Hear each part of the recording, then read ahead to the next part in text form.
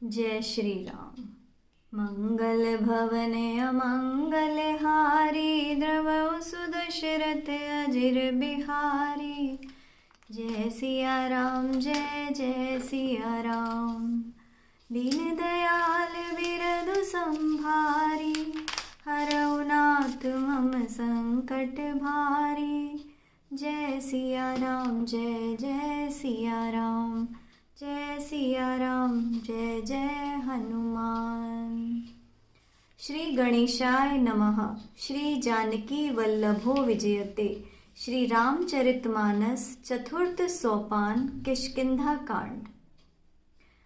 कुंद पुष्प और नील कमल के समान सुंदर गौर एवं श्याम वर्ण, अत्यंत बलवान, विज्ञान के धाम, शोभा से परिपूर्ण, श्रेष्ठ धनुर्धर, वेदों के द्वारा वंदित, गौ एवं ब्राह्मणों के समूह के प्रिय अथवा प्रेमी, माया से मनुष्य रूप धारण किए हुए, श्रेष्ठ धर्म की रक्षा के लिए कवच स्वरूप सबके हितकारी, श्री सीता जी की खोज में लगे हुए पथिक रूप रघुकुल के श्रेष्ठ श्री राम जी और श्री लक्ष्मण जी दोनों भाई निश्चय ही हमें भक्ति प्रदान करने वाले हों।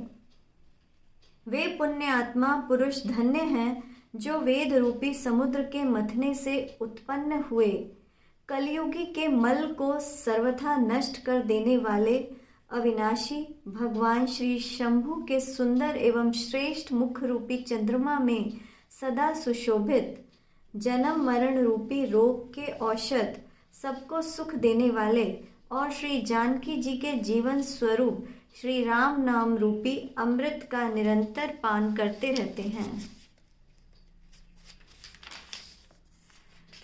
जहाँ श्री शंकर पार्वती बसते हैं उस काशी को मुक्ति की जन्मभूमि, ज्ञान की खान और पापों का नाश करने वाली जानकर उसका सेवन क्यों न कर लिया जाए।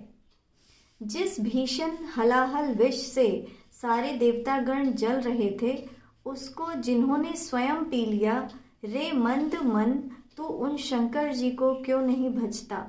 उनके समान कृपा सिंधु और कौन है। श्री रघुनाथ जी फिर आगे चले। ऋष्यमुख पर्वत पास आ गया। वहां ऋष्यमुख पर्वत पर मंत्रियों समेत सुग्रीव रहते थे। अतुलनीय बल की सीमा श्री रामचंद्र जी और लक्ष्मण जी को आते देखकर सुग्रीव बहुत डरकर बोले, हे हनुमान, सुनो, ये दोनों पुरुष बल और रूप के निधान हैं। तुम ब्रह्मचारी का वेश बनाकर जाकर देखो। अपने हृदय में उनकी वास्तविकता जानकर मुझे इशारे से समझाकर कह देना। यदि वे मन में कुछ मैल लिए बाली के भेजे हुए हों तो मैं तुरंत ही इस पर्वत को छोड़कर अन्यत्र चला जाऊं।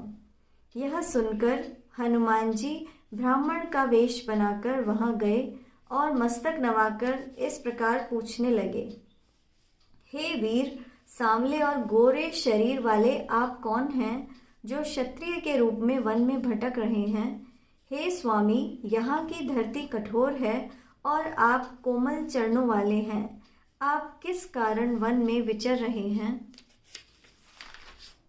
मन को हरण करने वाले आपके सुंदर कोमल शरीर है और आप वन की दुस्सह धूप और वायु को सहन कर रहे हैं। क्या आप ब्रह्मा, विष्णु, महेश, इन तीनों देवताओं में से कोई हैं, या आप दोनों नर और नारायण हैं, अथवा आप संसार के मूल कारण और संपूर्ण लोकों के स्वामी स्वयं भगवान हैं, जिन्होंने लोगों को भव सागर से पार करने तथा पृथ्वी का भार समाप्त करने के लिए मनुष्य रूप में अवतार लिया है। श्री रामचंद्र जी ने कहा, हम कौशल राज दशरथ जी के पुत्र हैं और पिता की आज्ञा मानकर वन आए हैं। राम लक्ष्मण हमारे नाम हैं। हम दोनों भाई हैं। हमारे साथ सुंदर कोमलांगी स्त्री थी। यहाँ वन में किसी राक्षस ने मेरी पत्नी जानकी को हर लिया। हे ब्राह्मण, हम उसे ही खोजते फिर रहे हैं। हमने तो अपना चरित्र कह सुनाया। हे ब्राह्मण, अब आप अपनी कथा समझाकर कहिए।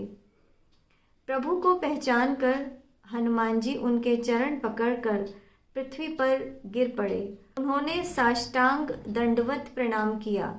शिव जी कहते हैं, हे पार्वती, उस सुख का वर्णन नहीं किया जा सकता। शरीर पुलकित है, मुख से बोली नहीं निकलती। वे प्रभु के सुंदर वेश की रचना देख रहे हैं। फिर धीरज धरकर स्तुति की। अपने नाथ को पहचान लेने से हृदय में अपार हर्ष हो रहा है। फिर हनुमान जी ने कहा, हे स्वामी, मैंने जो कुछ पूछा वह मेरा पूछना तो उचित था।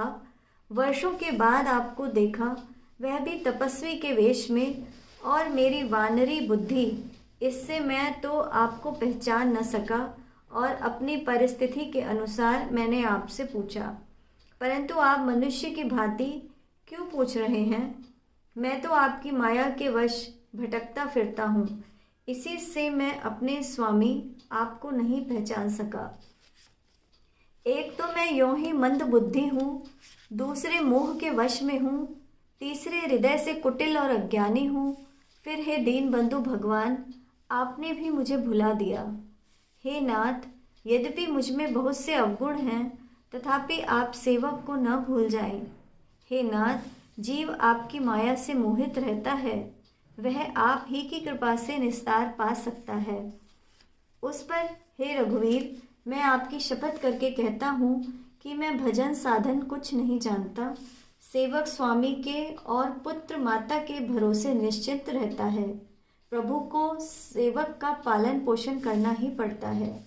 ऐसा कहकर हनुमान जी अकुलाकर प्रभु के चरणों पर गिर पड़े। उन्होंने अपना असली रूप प्रकट कर दिया। उनके हृदय में प्रेम भर गया। तब श्री रघुनाथ जी ने उन्हें उठाकर छाती से लगा लिया और अपने नेत्रों के जल से सींचकर शीतल किया।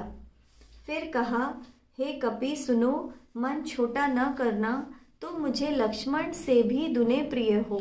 सब कोई मुझे समदर्शी कहते हैं।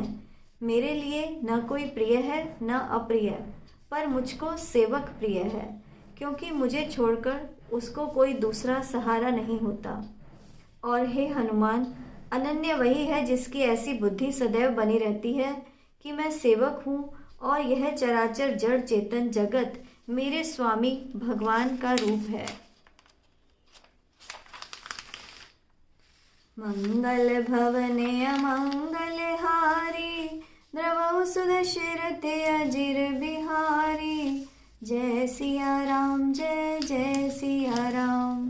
दीन दयाल बिरधु संभारी, हरौ नाथ मम संकट भारी। जय सिया राम, जय जय सिया राम। जय सिया राम, जय जय हनुमान। जय श्री राम।